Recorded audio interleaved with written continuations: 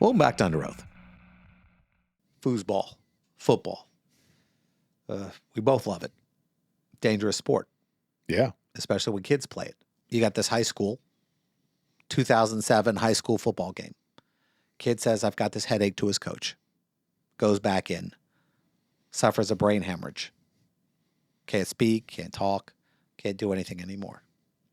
Who do you think they held responsible? Yeah, so second time he's had an issue. Definitely had a concussion before.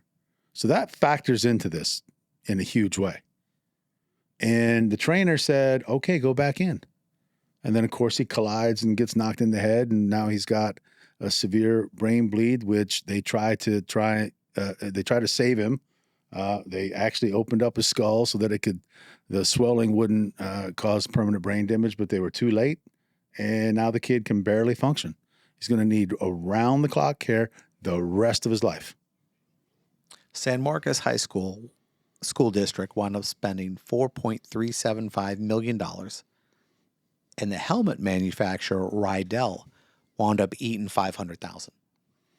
Yeah, the helmet manufacturer was probably sued as an afterthought, and $500,000 is probably just their way of expressing to the family that they're sorry. I don't see the legal responsibility for the helmet company.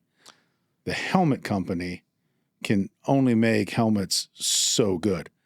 You are colliding into other people, and you never know how fast those collisions are going to be or what kind of force is going to be presented. So they make them as best as they can.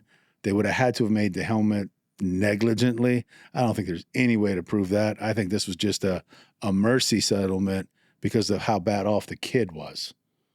You know, there are a couple things that are tough for me. It's a contact sport. Football, hockey, sometimes soccer. The idea of saying, well, can you make the sport safer? If he had a concussion before, what if the school said, listen, we're not going to let him play again? For his own safety, we're not going to let him play again. That might be a good protocol. You and I both know then. What would happen. What would happen? I don't know. Maybe I don't. Kid would sue. That he can't be able to play again. He's going to go, you're taking my ability to maybe make money in college and pro away from me by doing this. So it's a balancing act for the school. I don't know if he can win. You don't know if the kid could win? No, I don't know if anybody can win. I think it's tough. You have a contact sport. You're going, okay, we have a concussion protocol, blah, blah, blah. Let's say he had a concussion. The concussion was months ago.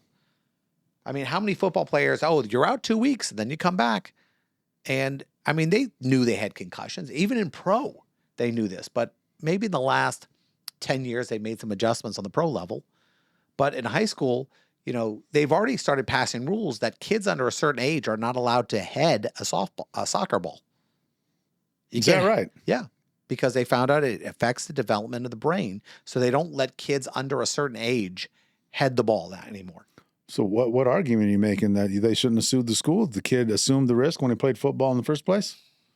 If I'm representing the school and I have to go to trial, that's the argument I'm making, right? Well, here's the problem. When they have these big settlements, they shut down the whole athletic program a lot of times. Schools lose their whole football programs. They lose everything. So the issue is either you have it and you take the risk, or we just take it out so there's no risk. So where do we stand? So there's no football Well, I don't think we want to live in a world that there's no risk and there's no football games. You can't afford it. A school can't afford to pay $6 million because a trainer sent a kid in. That's probably their budget for the year. Actually, they can afford it. They paid it, so they can afford it. Let's say a teacher gets $50,000 a year, maybe 60. Okay, break that off into $1 million. That's 20. Break that up into 5 million. That's 100 employees that month. That's probably a school.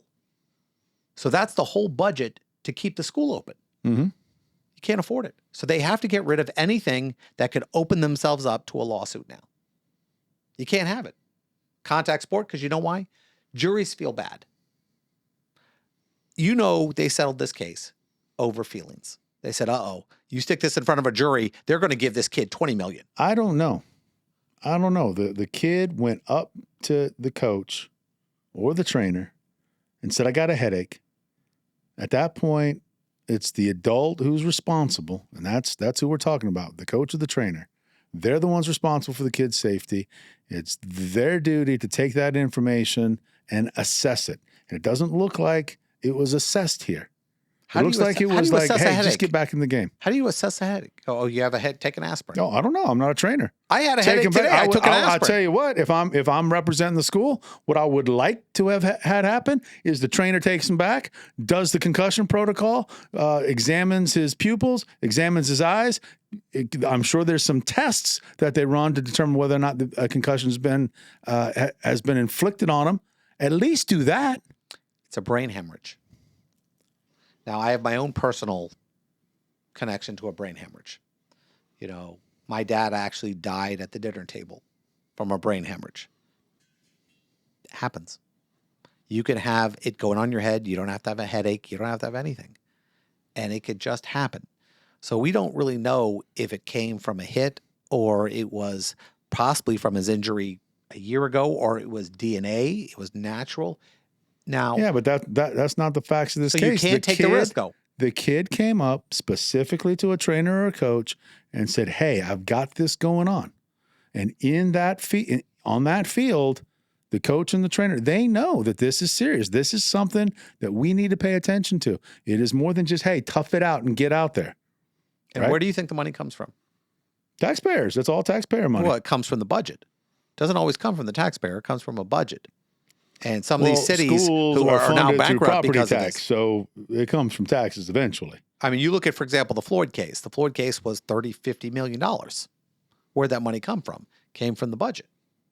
You know, when you sue a city, the money comes from a budget, and they're not raising taxes. So that means they're canceling services. They're doing a lot of things for this one case. And I'm not saying this kid didn't deserve it. But what I'm saying is that you're making the argument that you can't have football anymore because you might be sued. I am. Well, that's a terrible argument. No, it's not. I can take out the inherently dangerous sports and leave it to you can't even have dodgeball anymore. You're lowering the standard to the lowest common denominator, and that is always a bad thing to do. If that's the way you treat this, no school can have a football team because we had one bad trainer, and maybe they should. One bad trainer means now all of these kids can't play football in the whole district. Is football inherently dangerous? Of course it is. Okay, then don't do it. We got to keep our kids safe. That's to play a game. Not the way we operate. Sure, we do. We are going to going to do things. Yes, for a game. For entertainment. We care so much for the NFL to make billions of dollars. I don't. You're damn right. I don't. Not more. If I had a choice of my kid dying or a bunch of the chance of your kid dying is very, very small. It's very guess what? Small, no football, and you can control the risk to How many people die in this sport every year? But here's the thing, and my producer says that I was making a dumb approach saying we should cancel all contact sports that could cause significant harm. I agree with our producer that it's not a good argument. Well, why? Because you like it. If you didn't like football, of course I like it. Yes, I like it. I like watching football. If they want to ban soccer, do you care? I like watching bullfighting because there is an element of risk there. These people are not out there just bowling. All right? Bowling is boring. Golf, boring. Tennis, boring. Volleyball, boring. You know what's not boring? Boxing, MMA, football. Do you know why they're not boring? Because every single one of those people out there is taking a risk. When was the last bullfight you saw? I see them all the time.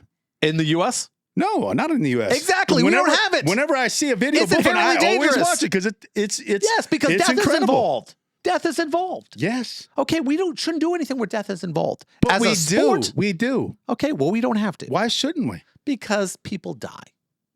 Well, people die doing everything. We shouldn't jump out of planes then. Because sometimes it is stupid. Sometimes people die. I did it. It's absolutely stupid. Your chance of dying in a car on the way to the football game is way higher than dying in the football game because of a head injury. My kids could have lost their father because I wanted to do something stupid. Yes, and I could have lost my partner. I thought that was terrible. Okay, so it's terrible. I can't jump on an airplane, but I can play football tomorrow. No, other people can play football who don't have as much to risk. All right. All right. There's a lot of nonsense involved here. And I think what happens in schools like this, we try to eliminate as much risk as possible for our kids because we see there's dangers. We've stopped doing the where people are doing those 5-a-days and all that other crap where people die from heat exhaustion. We cut that down. We do a lot of things now to go out of our way to make sure that somebody doesn't die. Think of the evolution of the helmet. We spend so much money now to try to protect people from this inherently dangerous sport, but we still have people dying. And I can promise you in let's just say 50 years from now, there won't be an NFL. It will absolutely be gone. And it'll be gone because of lawyers. Lawyers will eventually sue that place out of existence because it's inherently dangerous. I hope that you are absolutely wrong. I mean, think of it this way.